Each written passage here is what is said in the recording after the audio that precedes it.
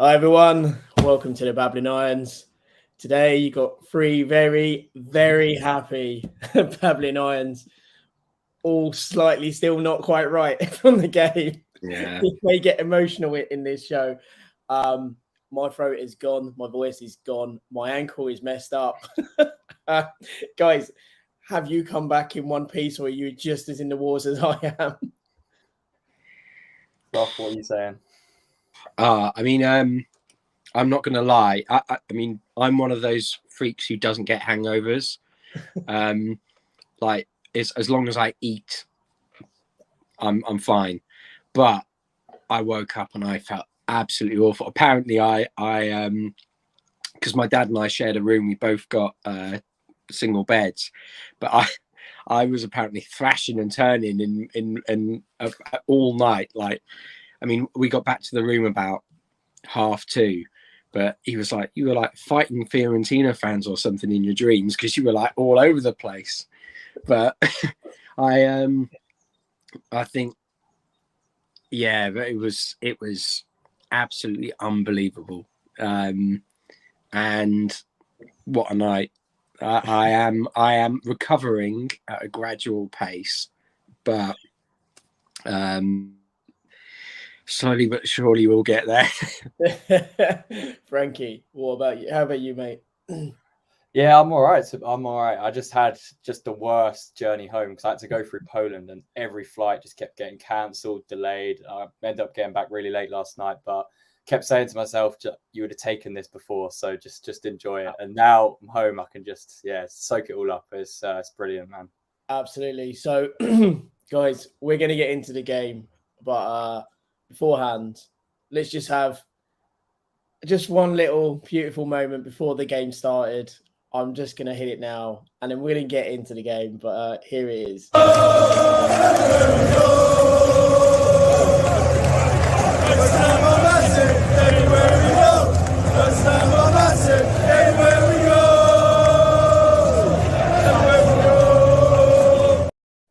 So as the video said, guys, we are massive. Not only are we massive, as Mark says, we are the champions. I'm forever blowing bubbles. What an achievement. Hey, Mark, it's good to have you on, mate. Yeah, lads. What can I say? We went there. Frankie went there very confident. I went there not as confident. Sloth, I know you were a bit like me, not as confident, but what a fantastic and amazing achievement to do what we all hoped we would do. And not only have we won the cup, which is phenomenal, we've now got a third season in Europe. Before we kind of try and do anything about talking about this game, you know, what is your overriding feeling right now? Because I literally am bursting and beaming, and I can't stop singing the Lucas Paqueta song. I'm thinking that I am at West Ham are massive. I am annoying my fiance like nobody's business because every 5 minutes I go, you know, at the game, and then start singing about Lucas Paqueta again. So at the moment I'm just a mess, really. I've got no sense of what the hell's going on. See, I've been the complete opposite direction in terms of, like, I've just been really emotional. I've been a wreck. Like, I've just been tearing up, or like whenever I think about it too much, I get emotional, and like I just start going my dad, we dropped because we got a car from Munich, drove up, and we did the same back in the morning, and I think about 30 times I was welling up, and my dad was just like looking at me across. It was unbelievable. I can't really. Airport stuff. I was watching all the videos on the street, and I kept feeling myself welling up. I've managed to hold it together in terms of tears, but I was getting all over the shop. It was funny. My dad and I were in the airport, and we were sat in one of the lounges, and I just broke down, and I was like, and some woman came over and was like, "Are you all right?" And I went, "I'm amazing. Yeah, I'm so happy. Oh, yeah. I don't know. I've I've never felt anything like it, apart from when we came up via the playoffs and won. But even that, it doesn't really touch the sides of this. It's a different kettle of fish entirely. And I mean, what a showing that West Ham fans put on. I know there was a couple of unsavoury scenes. I am going to have a little dig at a couple of the fans. The person who threw the I think it was a vape at the Fiorentina player in the end. What a pathetic little worm you are. I think that is embarrassing, and you should be ashamed of yourself. I hope I do genuinely hope you face some sort of criminal charge. And he'll get charged for that. Yeah, you shouldn't be allowed at a football game. If you're going to go with that sort of mentality, I think we're so far past that. The only people who really brought any animosity, and I've got to say as well, a bit of arrogance, were the Fiorentina fans. And, there was a lot of great spirits before the game. And I don't want to slander them too much, because we met loads of nice Fiorentina fans beforehand. They were drinking with a lot of West Ham, and they were great mixing in. But some of them went there to cause trouble.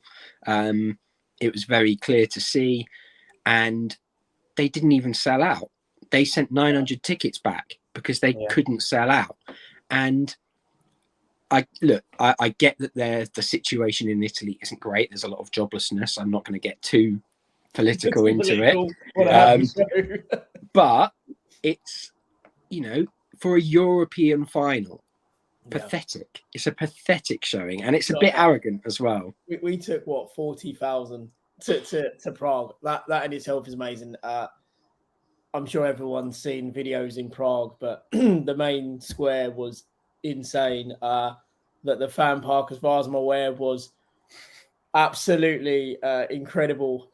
Well, I think Mike and I met for a beer before, and he met my dad, and I just said, look, I'm not even risking it. I said, I'm not going to the fan park. Nothing against I thought, if I get pickpocketed or anything like that, I'm going to be absolutely devastated. I'm not risking it. As well, Sloth, going up to, I was in the old town bit, and then we thought, oh, fuck it, let's go up to the fan park for a bit. Had to climb a mountain of stairs. It took us about 30 minutes of sweating.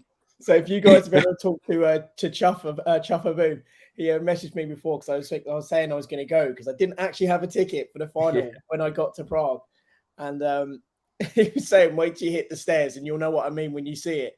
But fortunately, Slob, so anyone who follows Slob on Twitter, absolute legend. The guy, I genuinely don't have words of appreciation enough.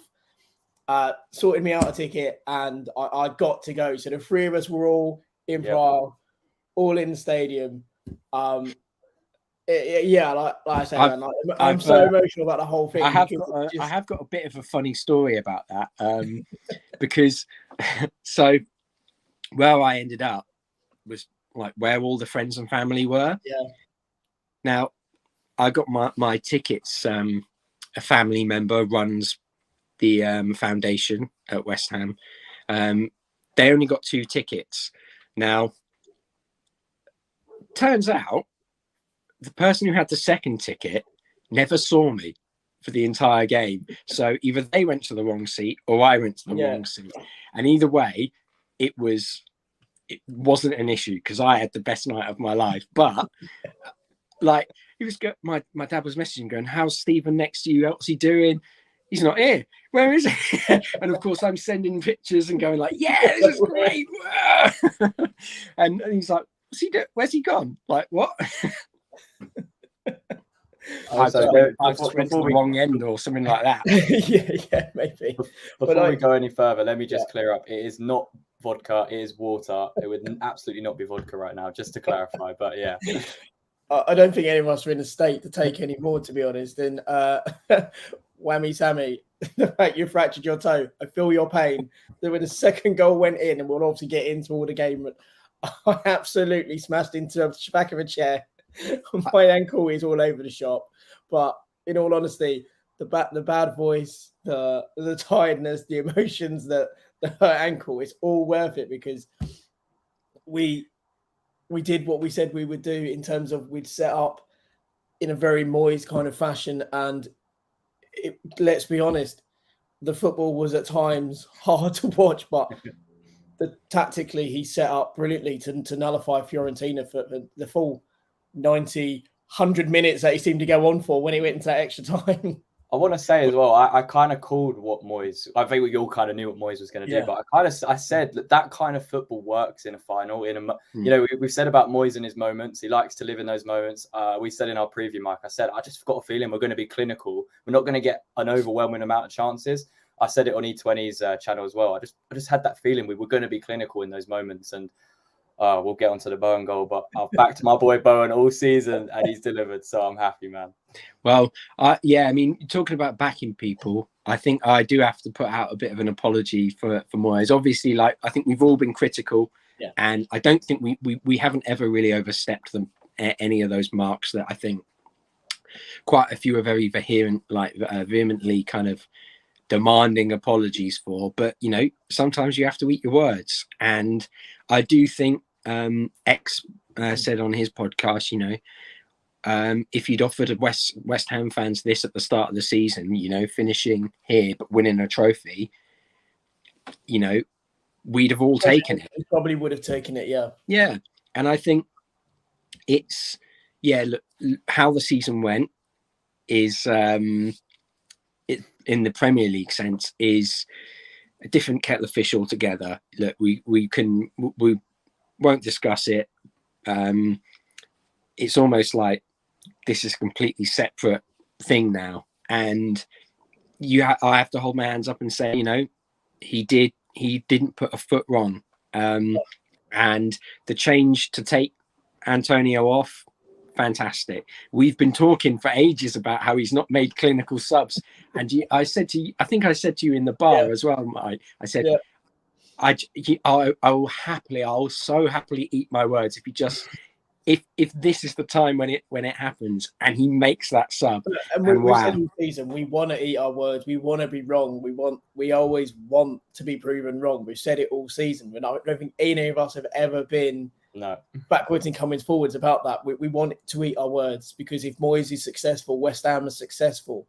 So you know, if a player plays well and it's a player that we don't particularly rate or we don't think it's done very well, again, it means that we're doing something right, or they've done something. We said we wanted Moyes to turn it around because of what he'd done for us when he first came in, and you know, we had Europe back to back, and now we've got it for a third year running. I mean, look, even Mark saying that 3 years in a row pinch me. It still hasn't sunk in for me yet what's just happened. And it's just great that we've got Europa League again next year. No, it hasn't sunk in yet because he is now a celebrity. He has been all over Sport.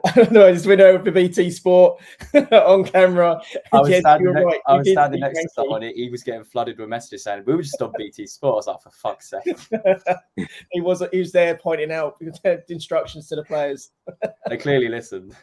But no, it was great, and you know, I completely agree. This as a tournament manager, he's been absolutely superb for us. He's managed the tournament incredibly. We can talk about the level of competition in there.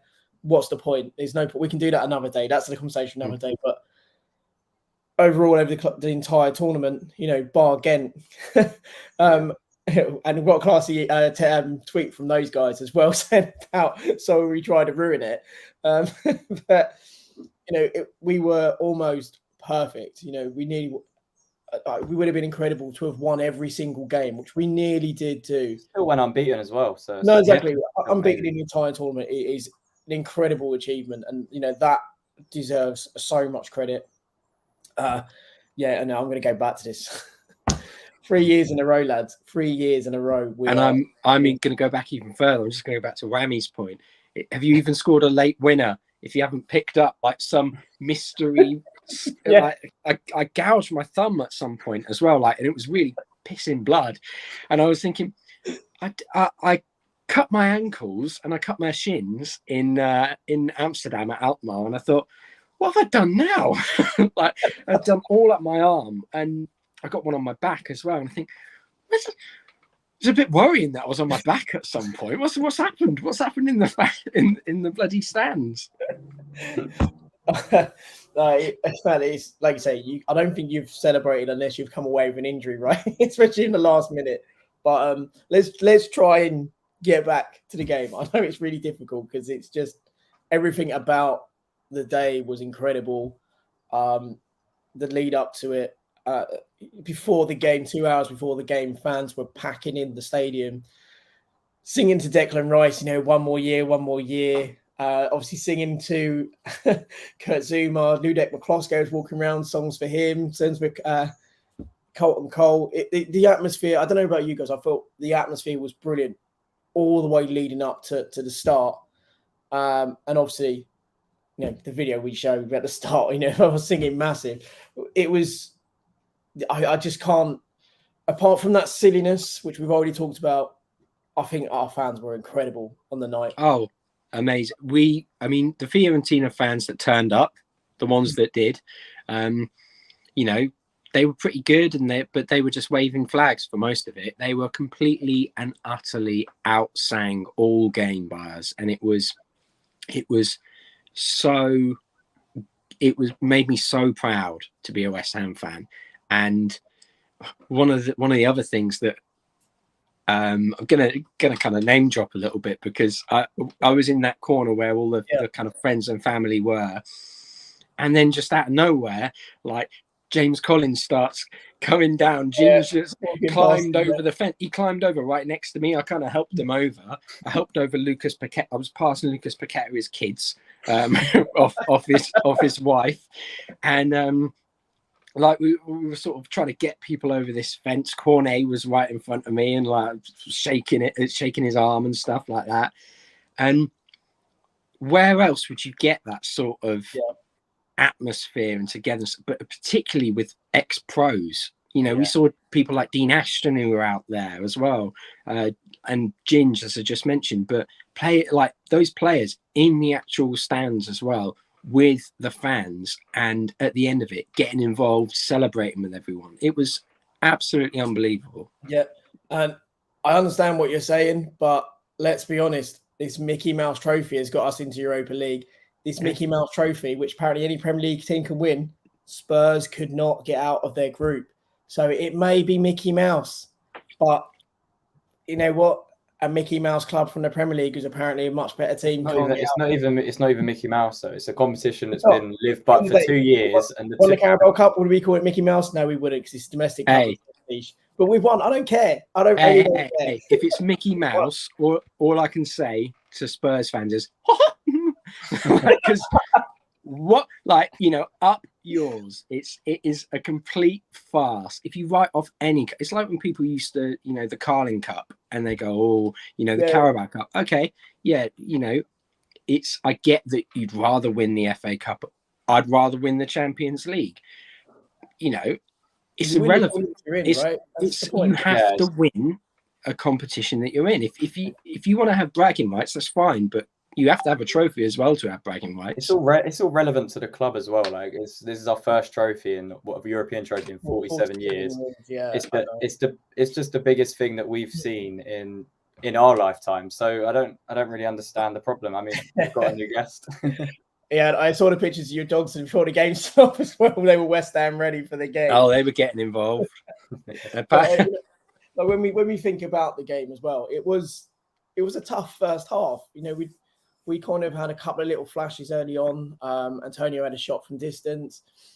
Rice had a decent effort that just went wide, but it was one of those games where we just sat in. We was a bit like a tick, didn't we? We just burrowed in, didn't really kind of come out that often. Fiorentina had a lot of the ball, obviously. Amrabat looked quite good in terms of he got on the ball a lot. He did a lot of running. I know a lot of people trying to say that he outshone Rice. Well, I don't think Rice had his best game. He just had more of the ball.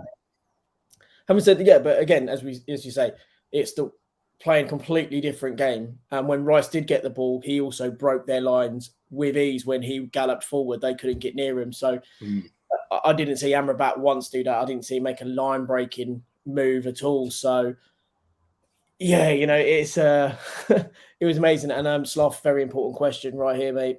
Are you going to be purchasing a winner's mug? I think I probably got one on order. I mean, God knows what I was buying while I was having some fun after the game, like while I was having drinks. A proper fever dream. Oh God! Like I mean, I remember singing Roxanne. Oh no, so my dad was going, "Oh, you got a bit of a telling off from the police officers," and I went, "What?" And he went, "We were walking along after the bar had closed. It closed about 2:30, and we were walking back to our little hotel, and there was about 8 Czech police officers in front of us." And I poked my head into a bar, and it was full of West Ham, and it was still going. I went, "Lions!" And it got a massive cheer, and a massive police officer just came up to me and went, "Will you shut up?" And so I was going. That's quite funny. So when I leave in the stadium, if you guys know, I'm pretty sure this is his last name. Apologies if I get it wrong, but Adia Depatan, he was there. So the basketball Paralympian. So one of the girls with the megaphone telling everyone where to go. She, bear in mind, we're all meant to be quiet. I think it was about 1 o'clock at night, 1:30 by the time we got out of the stadium. Hands it over to him, and he started spelling out West Ham are massive, and everyone just starts joining in, and it's just, I think at that stage, police like, there's no point anymore. They're just going to be loud, and that was it. But anyway, look, let's try and get back to the game. I can't help it. We keep going off on tangents because it's too good. But yeah, I don't know how you guys felt. Well, actually, I do know how Frankie felt. We met up at half time. We weren't necessarily confused by the first half. We got let off as well with their offside marginal goal. But how are you guys feeling in that first half? Did you think that what transpired in that second half was actually going to come, or were you starting to be concerned that we wouldn't get a chance to be even clinical? For me, it was such a difficult game to judge because, like you mentioned, we had very small moments in that first half where Fiorentina looked a bit dodgy defensively, and we looked pretty sound for most of it. They had a lot of the ball, like you mentioned. They were kind of pushing it to wide areas. And then towards the end of the first half, they started to put a few balls into the box. And I started to get a little bit scared because we were dropping a little bit too deep. As we mentioned, we don't want to do that. And yeah, that chance right at the end, it was just like, it was kind of like a reality check to like, oh, okay, we need to really switch on here because we could lose this match easily 1-0. And, you know, the thoughts of, you mentioned it in the preview, Mike, this has a 1-0 feel about it. Yeah. That was starting to go in my head a bit. So my confidence dropped a little bit, but I don't know. It was such a weird, tense moment that I didn't really have time to even process what was even happening, really. It was kind of just like going with the motions. So I kind of went into the second half thinking, just try and keep it as tight as we can, but be better on the ball. Because I thought in the first half we were quite sloppy on the ball. And we just didn't really have that clinical edge that I wanted us to have in those transitions. And then second half, it was a different story and we took our chances. How much do you think as well, though, guys, that first half in particular was really heavily influenced by the referee and his, I guess, lack of concern to West Ham in tackles and the overprotection at times, maybe to Fiorentina. That was personally my view. I felt there was a bit more of a relaxed attitude to Fiorentina's play and tactics, and a much more stern view to us. I think you're being incredibly kind there, Mike, and you know we're going to have to address the Fiorentina's president's comments, which quite frankly, nothing but sour grapes. It's pathetic. You know, he's lost a final. It's understandable you're annoyed, but to call people animals, particularly when there were Fiorentina fans monkey chanting at Antonio, I think it's very, very rich. And you know, let's hope that if we get some sort of stadium closure, then they face a similar fine, and because they deserve it just as much as we do. This idea that we played the dark arts, well, what were they doing? You know, they were rolling around every single chance they got. They were putting in heavy challenges, which I'm not complaining about, because at the end of the day, I like a football match where everyone's going full throttle, throwing themselves at everything, playing with a bit of fire in their belly. But if you're going to punish someone for something, you have to be consistent as a referee. And I felt like first 45 minutes, he completely bottled it. And I've seen a lot of criticism for the handball, for our penalty, but you can't have it both ways. In Europe, if it hits your arm and it's extended out like that, it's a penalty. Yeah, you know, it's embarrassing that people are going, oh, it's not a penalty. I bet you if that was against us, everyone would be, nah, Stonewall. It's it's 100%. Yeah, I think for the what first we half. said in season, that isn't it? Go on. I was just going to say that the first half in general, like the referee was terrible. Like, let's not sugarcoat. He was diabolical. Like, there were a lot of not even just tackles, but fouls that they were getting given. I remember one right in front of me where Kufal was literally standing still, and the guy in front of went up for a header, won the header. The other guy just rolled around on the floor. Referee waited a couple seconds, went, "Oh, foul to Fiorentina." Yeah, I think it was against Kume. I think. Is he Jay from the In-Betweeners? Foul for Fiorentina. Honestly, it was just ruining them. Like, it was just getting so frustrating. And then Ben Rama did a ridiculous dive up the other end. And then at that point, every West Ham fan was just like, hey, that's a foul. It's like, well, it's just because of what the ref's been doing that we're in this kind of mood as a fan. But yeah, I guess, going, obviously, Mike, you're going to talk about it, but the penalty talk, for me, it's not even a question. Like, there was a very clear angle of what he did with his hand, where he moves his hand towards the ball and pretty much punches it out the way. And the thing I'd say is, the reason I think it is a penalty is because A, he's moved his hand towards the ball, and B, if he doesn't punch the ball with his hand, Bowen has took a really good chest control, and he's literally got a shot on goal. So yeah, I don't know what you guys thought about that. I think ultimately it's something we've said all season. You don't give the ref a chance to make a decision.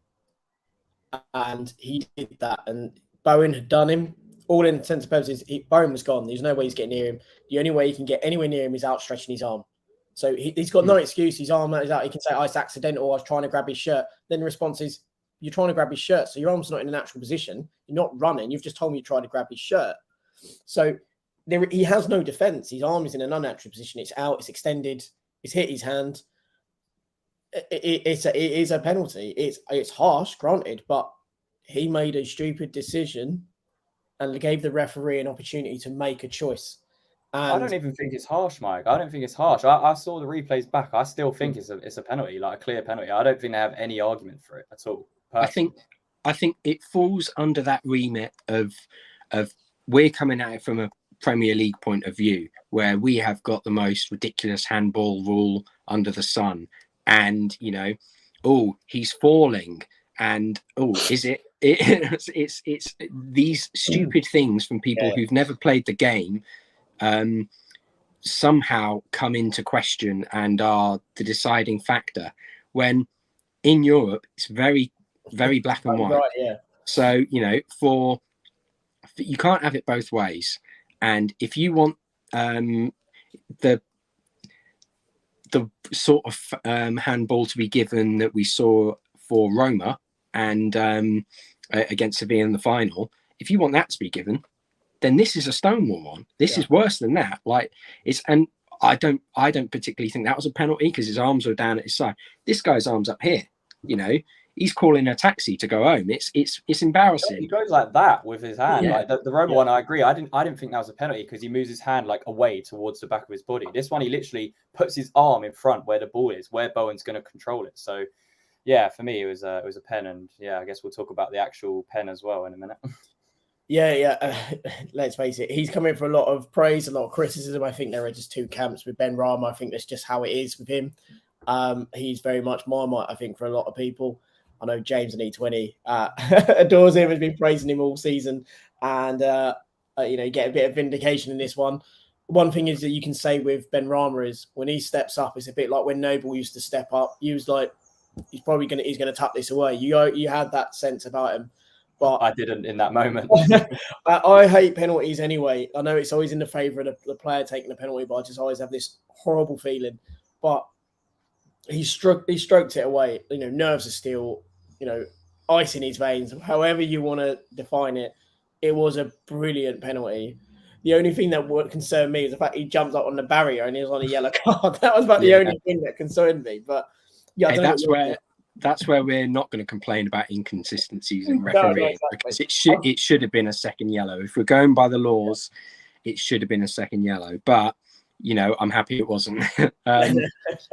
It's talking about Benrahma, as you say, it is very Marmite. However, I think there are a few players who've come into quite a lot of criticism recently, or over the course of the season, or even last season in the case of Soufal. But players like Emerson, Soufal, all stepped up to the plate tonight. Against Fiorentina. I don't know what day it is, guys. They all stepped up to the plate. So, I mean, Emerson was absolutely fantastic, and we've been crying out for a more. Was the header in our area which resulted in their goal. I think that's the only time I could actually say I felt he made a mistake in that game. But even that's one of those where if you don't get the shout or you don't hear the shout, you're trying to get something on it anyway. So it's harsh to blame him for that. But I think we have got to give credit where it's due. To have the stones about you to take a penalty and to hit it as hard as he did as well. There's a few players that if they'd stepped up and hit it like that, I'd have been fearing a fan casualty. But no, I think they deserve praise where it's due. And never underestimate a penalty taker. Like, if you've got a penalty taker in your team, it is one of the most secure things to have, because you just know when you got that opportunity, you're like, right, lads, we're 1-0. It is such a weird idea, but here's a question, guys. We are talking about the game. We'll obviously get into other parts of it, but was there anyone who did impress you? Obviously, we've kind of talked about Sofiane. Sorry, guys, Amrabat. I know my voice is so bad. Sofiane Amrabat, obviously he looked fairly impressive, but was there anyone else in the team for Fiorentina that you thought stood out and looked a bit of a player? I don't think any of them really stood out on the day. I think obviously Gonzalez was one of their better players, especially in the second half. He was getting a lot more joy, and you can tell he's a naturally very good player just from that moment, just from that match. And it wasn't his probably best game ever, but you can still see the technical ability he has as a player. Very good. I even thought their left winger, I didn't know too much about him before. I can't remember his name. I thought in the first half, I thought he was doing pretty good. I think he just lacks that kind of killer instinct to dribble with the ball a bit more. I thought he isolated Kufau a couple of times on that left side in the first half, but he just didn't have it in him to get past him. But to be honest, I was kind of underwhelmed by them. They've scored the most goals in the competition. They were this, big threat. They went into the match favourites for a lot of bookmakers. I just don't think they offered too much, to be honest. I mean, same with us. We weren't amazing, but there wasn't any that really stood out to me other than the Amrabat and Gonzalez, really. What about you, Sof? I mean, I am a big fan of their kind of front three, as you know, and it's Gonzalez in particular. I think he's been a fantastic signing for them. He's really been the player who I think gets things started for them and gives them that cutting edge. Their left back as well, whose name escapes me at the moment. Biragi. He's been he's been really great throughout the whole tournament, and I know they're sort of citing that he feared for his safety. He's their players feared for their safety, hence why they then end up playing within themselves and not playing. I mean, look, there's I think I think there's cop outs, and then there's whatever there is. That's a bit embarrassing if you're a grown up, and even if the thing that really should be looked at there is, if your players don't feel safe, that's on the tournament. That's on the people who are organising it. The fans need to be controlled. If the players don't feel safe, go to the official and say, I don't feel safe in that corner. Get more security over there. Get people to go into the stands and sort it out. It's not on the players' jobs to just go, we played within ourselves because we were really scared. And look, it's a horrible thing that happened, but grow up. You're getting paid. You're getting paid thousands and this way. pounds. That's absolute bullshit. Let's face it. Yeah. At one point, Nicholas Gonzalez ended up being on his arse after trying to claim he was fouled. A glass gets thrown.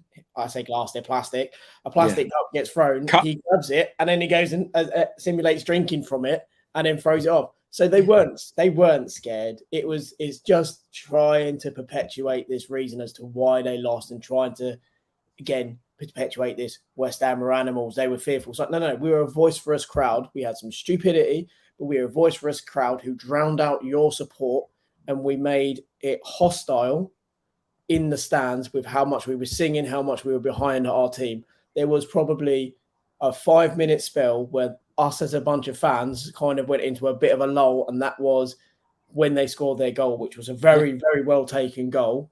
You know, that is absolutely true. But truth of the matter is, guys, we were creating an amazing hostile atmosphere. And I'm not even talking about just the Cups thing. That's not what was making it hostile. It was just how loud and abrasive and, you know, behind the lads for the whole 98 minutes or whatever it is we ended up playing. And, you know, it was a great game. I do kind of agree. Milenkovic was good, but I think he also, at times, the thing that I like about Milenkovic, which is what I don't think, which people will say that he fouls a lot, and he does. But what he will do is he makes it uncomfortable. He at times made it uncomfortable for Antonio. He just got behind him. He does those horrible little defensive things. There was a point where Paqueta absolutely burned him for pace. And then he does the necessary. You know, good footballers and good defenders will do the necessary. And he rugby tackles him, absolutely levered him, which was, I kind of found it funny. But at the time, he also like, no, hang on. He's about to go clean through. But I don't know about you guys. I had a little wobble when it went 1-1. I was slightly concerned of, oh no, they've got momentum. I don't know how we're going to get out of this. And for about 5 minutes as well, we looked to get deeper and deeper. And we were seemingly kind of struggling a bit. I think not long after that, I think again made a really rash, kind of burst out and smashed one of their players in the middle of the park for like an aerial challenge as well. And it was just all looking a bit, oh no, are we starting to panic? And also Zuma had to come off as well because of his name. I was starting to think, oh no, don't go against us. It was just, I just had that little wobble for about 5 minutes. Because I think if anything, Zuma going off kind of helped us. And I don't mean that in any way against Zuma. I just mean like when he went off, I think it almost added that bit of someone who's fresh into the game and is calm. They know what to do, and I think it just settled everyone down. Because I mean, in terms of players who impressed me, I do like Kouame. I think he's a good player. He's actually one of the players that I've kind of been saying, you know, could be a long-term sort of Antonio mold, because he has that sort of frame, that pace and ability on the ball. But to be honest, I think they had no bite, cutting edge. And I think what you could tell from that, from their kind of record in the competition, is they may have taken their chances, but also just, I think things were going their way. And as soon as they faced a side where we had enough quality to make it difficult for them, make them need to take that next step up, they just didn't have it. No, and I like the fact as well that Fabio Capello has had to eat his words so much with the West Ham's defence is nothing more than just slightly better than average. Well, slightly better than average shut out a team that you thought was far superior. And ultimately, we did it with ease. If we're being really honest, there wasn't really much chance that they had, bar the disallowed goal, which rightly was disallowed. Their goal came from nothing, much as obviously our first goal came from absolutely nothing, really. It was just a long throw, which again, Soufal is a bit of a legend with those. Kerry, you make a banging point there. The moment we scored that goal, their play acting stopped. They stopped trying to roll around, win fouls. All of a sudden, they started to realise we're up against it. But yeah, and obviously, as that game was going on, it did feel like we're going into extra time. We didn't look like scoring. We obviously had a chance of Antonio where was played through. It was a really good run from him, but offside. I think it was also Paqueta who played him through. Again, you know, it was a typical Antonio finish when he came through. You kind of should expect him to finish it, but he didn't. But I guess that was a precursor because a very similar pass happened right on the 88th minute, as it looked like, or 89th minute, even as it was, looking like we were going into extra time. And then all of a sudden, a little breakdown, the ball falls to Paqueta, and, you know, what a pass, what a touch from Bowen. And then the finish. I've never had such unbridled joy. And I said it, Frankie, on the preview, I'll take 90 minutes of pain for a last-minute winner. I kind of wish I didn't say that at time, you know, but it was almost 90 minutes of pain with a last-minute winner. And I've never had such an unbridled moment of just joy, elation, relief, amazement, you know, bemusement, dumbfounded. I was dumbfounded. You know, any kind of superlative, anything you can think of. I was just a wreck of emotions. All I remember was just grabbing and hugging anyone and everyone near me, and just screaming like, you know, a little girl. That's why my voice is so bad. I just was screaming at the top of my lungs. I had a similar thing where I kind of said to my brother about 15 minutes towards the end, 75th minute, I said, this ain't going to extra time. I'm telling you now, this is not going to extra time. So I was actually the opposite. I thought there was going to be a goal late. I didn't know who was going to get it, but I thought there was a goal there. So when I saw him running through, I think every West Ham fan first thought, fucking hell, is he onside here? It looked onside from where I was. And then you kind of just see Bowen in a one-on-one. Hasn't been as clinical this season. We've said it. You guys have said it more than me that, you know, he needs to be more clinical. And I'm just so glad that he was. And his finish, you know, if you got, you know, watch it back, he actually, goal of the season without a shadow of a doubt. He hits it into the ground as well, which just takes it over the goalie's leg. If he doesn't do that, he doesn't score. And he just hits it into the ground, you know, that Ozil kind of technique. And man, as soon as it went in, it was just unbelievable. And then I think I was celebrating for about 20 seconds. Then I went numb and shocked. And then I got my phone out to time for extra time, and my hand was shaking. I couldn't press the buttons. I was like, you know what, just crack on. I gave my phone to my brother to time it, and I was like, yeah, man, this is just, please hold on. Yeah, I've never seen so many grown men cry. I think it was as you say, it was just like unbridled joy. It was absolutely unbelievable. And I think everyone around us there was no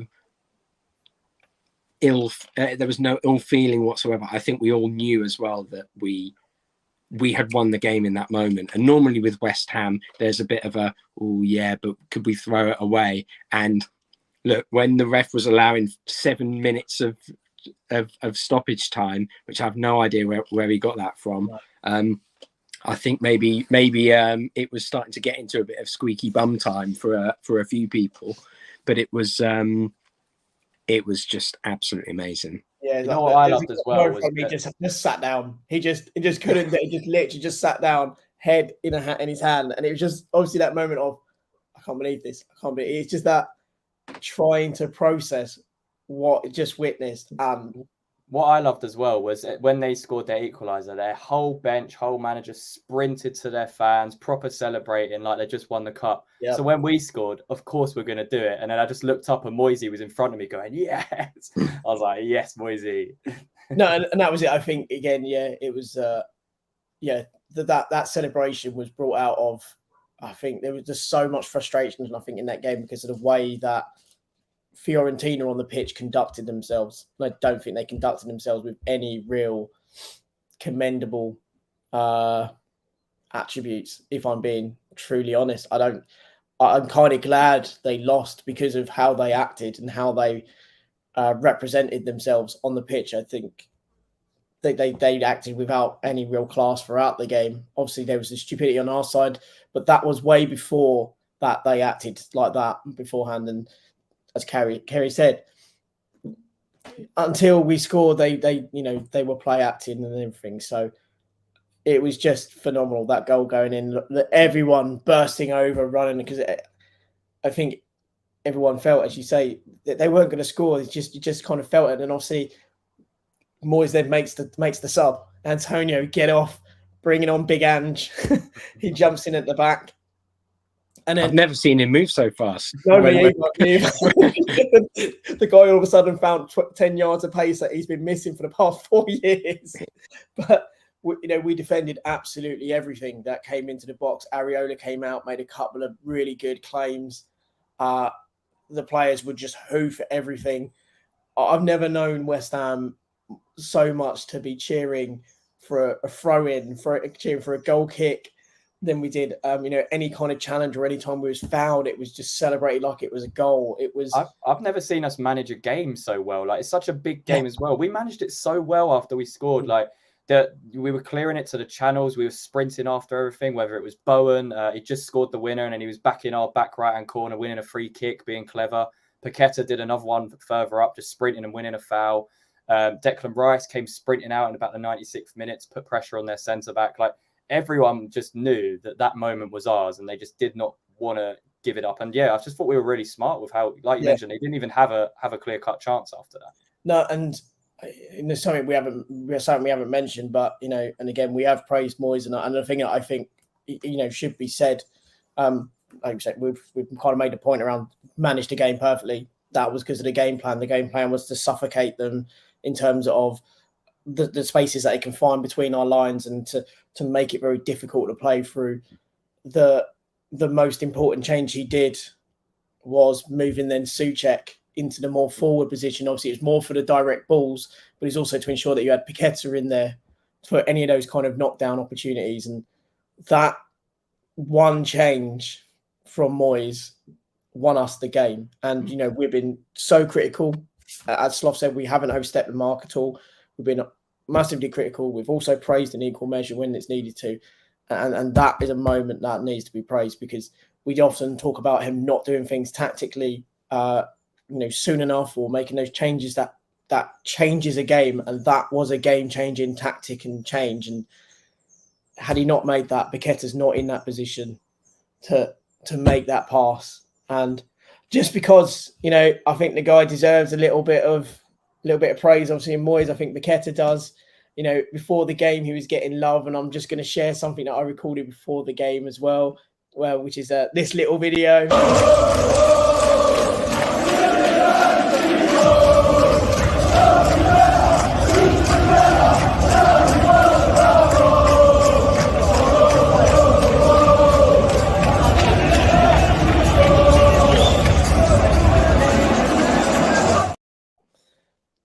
I think, he is our little Magnifico. The pass he made was sublime. The finish from Bowen was just absolutely, the composure and the way he tucked it away was superb. And it's just a phenomenal end to what has been at times a dismal season. I'll tell you what as well. There's another thing that we have to mention as well, and it's kind of, we talked a lot about the judgment of characters, and Moyes talks a lot about the personality of the players coming in, and we know that's a big thing for him. And I'm going to say it again, the players who've come into the club this year, all over the past couple of seasons, they have completely bought into what it is to be West Ham, and you can tell they love the club. There's no one here who doesn't want to be here. Mm-hmm. And even, we all know that Rice is probably going to move on. We're not going to talk about that because I don't want to taint this video. But when you look at the likes of Tilo Kehrer, who's been bothering to learn the songs, you look at Paqueta. I love the guy. Like you said, he was so calm when he came on the pitch. And they're all getting involved. They're all clearly so happy to be here, and they love the fans as well. As I said, like Paqueta came over, we were passing his kids and his wife down, and I bet you was passing his wife down. Don't worry, I'll help you over. You've sullied what was a nice story and a nice point I was gonna make. No, but it's the fact that he was getting involved, and he was cheering everyone on, and how many other clubs do you see people getting so bonded with the fans? I think Snodgrass is probably the last player kind of to be as involved that I can think of, or outside this current crop almost. Even someone like João Mario, he was tweeting after the game, and even before the game, about he was literally on loan with us for a season where we were shit. Like that, that is a perfect example of why. I think even Krau, he tweeted before the game, us going to win, obviously supporting his Czech mates as well, but also was supporting West Ham because again, he enjoyed his time at West Ham. He just didn't play, he just didn't get get the opportunities. But Mad Smart says Kera was brilliant. He was quality when he came on. He's absolutely superb in the dressing room. We've all seen the videos during, after the game in the dressing room. He seems to be the center of everything. He was seen to be the MC on the bus. It's someone that's been here less than a year who has been at times so horribly talked about by our fans, and he was. In his tail end of the year, has been so much better, but also you can see what a character he is, and he's bought into West Ham so much. Another player again who struggled at times this year and struggled to even get an opportunity, Emerson. The two of them, you can clearly see that this actually really mattered to them winning this and winning it for the fans. And this is talk about Newman potentially going, but when you think about what these lads have helped us do and how they've been in the last few months. They've been good signings that we've won our first trophy in so many years. I think it's maybe too soon for that, but I think he's an amazing personality in the group. I don't think personally he'd be captain. I don't think he'll play enough, but it's a fair shout. The guy clearly has the love of the dressing room. I think that's very clear, and obviously you could see yesterday with the parade. I don't think none of us got to go because we were all travelling back and probably in no fit state had we been back to go. I was stuck in Poland, unfortunately. I was limping around at the time. I couldn't get anywhere. But it's great that we're talking about someone who's had quite a tough season, and now some of our fans are all talking about, he's our next cult hero, and maybe he could be a captain because of his personality is so great. And just see it in the parade videos. He was just in the middle of all of it, and he's won titles with PSG and so on. He's won bigger tournaments and competitions than this, and you can see how much it meant for him. So, yeah, for me, like I know we've given this player praise so much over the last years, and like we said, we don't want to mention about him leaving, but Declan Rice has to be regarded as one of the best players this club has had, and one of the best captains we've had, because the way he's conducted himself throughout the entire process of the rumours since they started about leaving, even last season, how much he loves that club. You see how he talks in interviews. Deep down, you can tell if he could. And if in a perfect world, he would definitely stay at the club. If the conditions right, he'd stay. It's exactly that. It's just impossible for him to stay at the club if he wants to. When you have a player that's that good, that can win things, and is just such a talent and such a natural leader, it's just so impossible for them to kind of stay, especially in the current kind of modern era of football. So. It's never been about money for him. We've offered him a lot of money. It would have been easy to accept 200k a week and just live off that basically until a big offer came in. He is torn. Look, it's killing him. I think it's killing him inside that he's actually going to have to leave the club.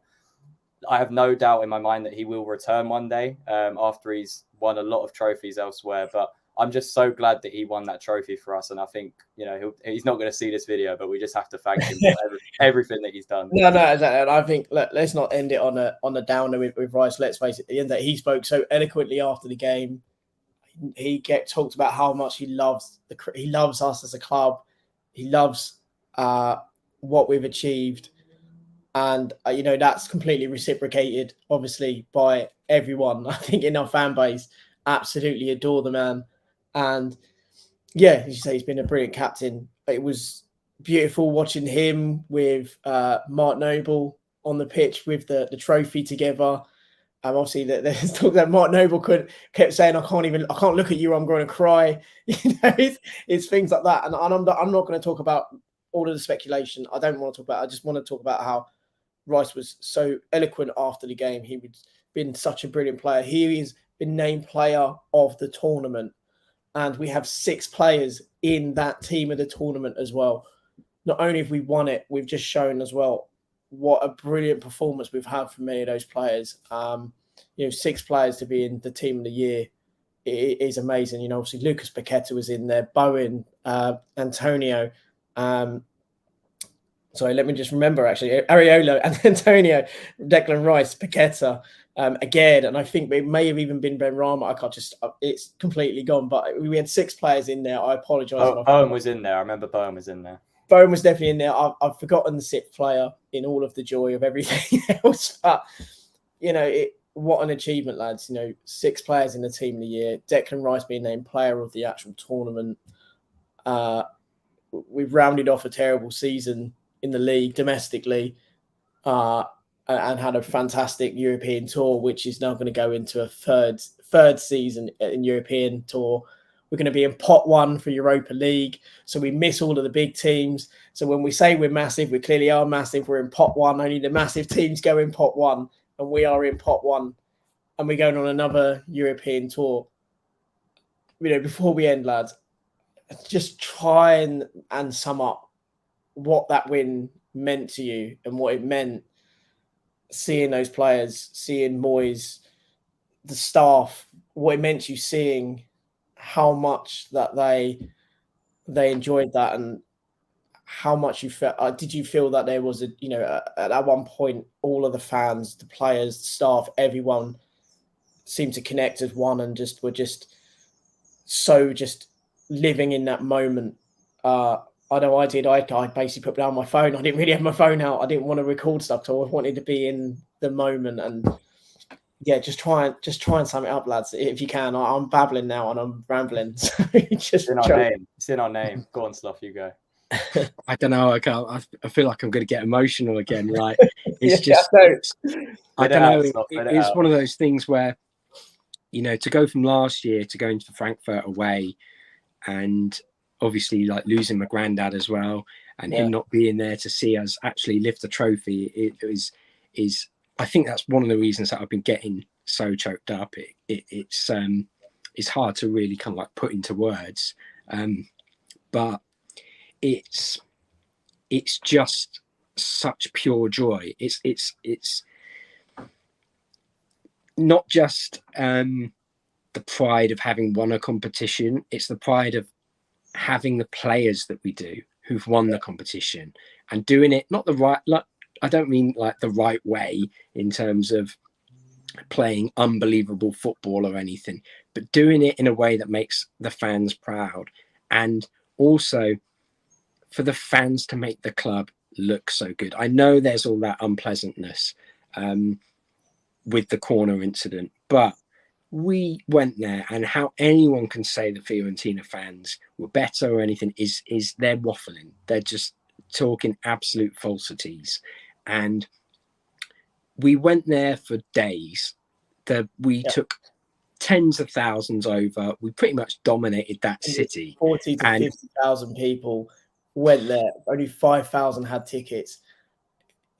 How for anyone to turn around and say this club isn't massive, you just haven't got a clue.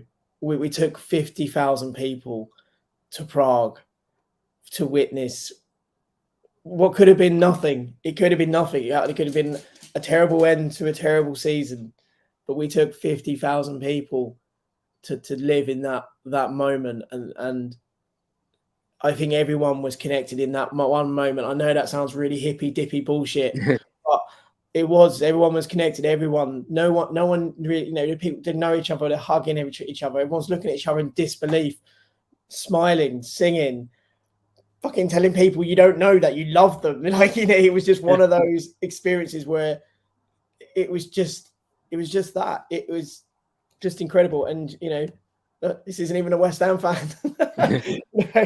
Us getting into Europa League after the season that we've had, who would have thought it? And sorry, Frankie, you go, man. I know we've both jumped in, but yeah, just try and encapsulate something else about what happened in Prague and your experience of Prague. No, I mean, it's just really echoing what you guys said. I think the biggest thing being a West Ham fan is you never ever expect a moment like that to kind of come around to win a European trophy of all. And like I've always said in my head, I'll be happy with an FA Cup. Just give me a League Cup, an FA Cup. I could rest happy if we've just lifted a trophy. So to even be there in person, in the stadium, such a special moment. I still haven't processed what's happened. It's something that may not ever happen again, and I'd be absolutely fine with it because we've just had that moment. Like you mentioned, Mike, the connection in and around Prague for that 2-3 days, especially on that night, was something I don't think many people in their lifetime will ever get to experience. So we have to be like super, super grateful that it's happened to us. And like you mentioned, that you could not write a better script for a 90th minute winner. Mm-hmm. It was just so perfect. The football's been really difficult this season. We've been through some tough times, not just this season, but since we've been supporting West Ham. And I think a lot of fans were happy to see West Ham win it. Other than West Ham fans, other than obviously Tottenham fans, but there was a lot of people that were happy for us. Even Robbie Savage on the mic saying "Go on, Moisey," that sort of stuff. Like it was just so special to be there, and I'm sure even West Ham fans watching back in London had that special moment with fans around them as well. So it's just a big connection. You can see the players have that connection, and it's just something you're never going to forget. And we said it, a few months ago, we would absolutely just take this moment of winning a trophy, having that special moment, with each other, with other people that you don't even know. And man, it's still not processed. I'm sure in a couple of months we'll kind of understand it a little bit more. But we're champions of Europe. I don't care what anyone says. And the biggest thing is we've got Europa League next season, so we can have another opportunity to build and go on some more tours and have the more magical moments. So we're not done just yet. Absolutely. And to answer your question, what a debut season's been. Some of it's been terrible. It's been horrible, lethargic. And when Frankie approached me to come on and do this, I then said, let's get Sloth involved as well. I don't think any one of us thought that we would be having this kind of season, having this kind of moment to talk around. And massive thanks to Frankie for doing this. This has been an incredible thing for me to put energy into, with the things that we've done with like the scouting stuff. So that thing's going to continue. We're going to continue doing the scouting things. It's going to change a bit because certainly priced out the market of doing it again, as we have done in the past, but we will adapt, we'll change, we'll continue doing things around players and stuff. We'll continue doing match previews and so on. We are just going to do it. It's a massively dream come true that we've won this, and we're going to keep going. We're going to keep doing it. I'm looking forward to next year. It's going to be a huge change. We're going to cover obviously all the things that happen over the summer. Yeah, it's going to be another summer of change. I think more what you can expect from us next season as well is a lot more in-person content. Obviously, a lot of stuff's been online due to personal stuff that I've had going on. Obviously, you guys super busy as well, but we're definitely gonna start filming some content, in and around the ground on match days, getting some more action for you guys, and a bit. We're going to look at ways to analyze games a little bit better for you. Like Mike mentioned, it's difficult with the pricing at the moment of some of the tools that we use, but there's other stuff out there. We've got Mike, we've got Sloth. These two guys put in a lot of effort around scouting. Mike puts together some awesome threads on Twitter. All of the player analysis. Yeah, exactly. Check out our pinned thread. If you want to know the players we can look at to replace anyone in our squad, check out that thread. It's about 50 odd players I think I put together.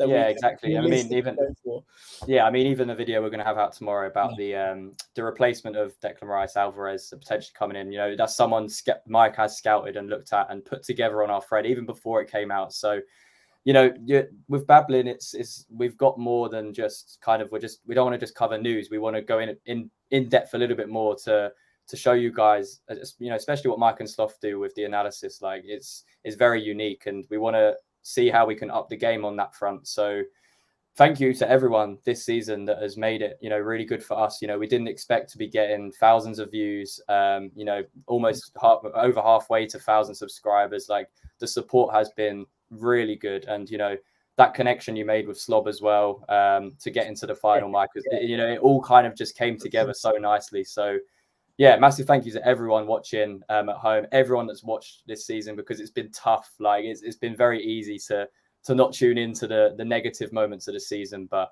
exactly, Mark, we're going to soak up the summer with a smile. I don't think any West Ham fan wants to forget this in a hurry. So we're going to... My summer's going to be awesome. We've won a Europa Cup. I'm going to have my first kid. Can't have a better summer. Emotional now. So I'm gonna stop there, because I just don't want what's happened to us. I know what's happened to us. I know, but yeah, to echo what Frankie said, to echo what Sloth said as well, it's been an amazing season to cover. It's been really cathartic, I think, for all three of us for a number of reasons. And again, it's great to connect with people that we've met through the internet, met through Twitter, and to make genuine connections has been phenomenal. And we appreciate everyone who's joined in. I'm turning into a soppy git now, so it's been a torrid season, but there's been a lot of good things that have come out of it, and we're going to leave it there. Thank you everyone for watching. It's been amazing. We're going to leave you with a little last piece from the final that I recorded to see us out. But one thing left to say, other than we are champions of Europe, for one last time, reviewing this season and a game. One last thing to say, lads, and that is, come on, you Irons!